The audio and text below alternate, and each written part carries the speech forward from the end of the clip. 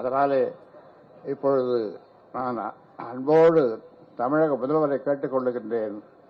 ஆந்திராவுக்கும் கேரளாவுக்கும் செல்லுங்கள், முடிந்தால் கர்நாடகாவுக்கும் செல்லுங்கள்.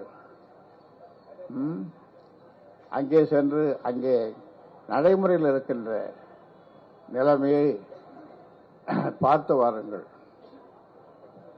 இடஒதுக்கீடு சம்பந்தமாக எல்லா பக்கத்து மாநிலங்கள் எல்லாம் 6 விழுக்காடு, 5 விழுக்காடு, 7 விழுக்காடு, ஒரே ஒரு சாதி கீழ சாதி 14 விழுக்காடு இடஒதுக்கீடு கிடைக்குது. கேரளாவில்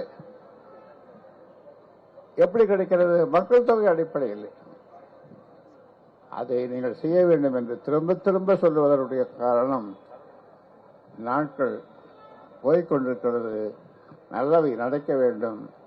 சமூக நீதியின் தொட்டில் பிறப்பிடம் தமிழ்நாடு என்று வாயால் சொல்லிவிட்டால் போதாது, செயலிலே காட்ட வேண்டும். அந்த செயலிலே தமிழக முதல்வர் காட்ட வேண்டும் என்பதற்காகத்தான் நாங்கள் இந்த அறப்போராட்டத்தை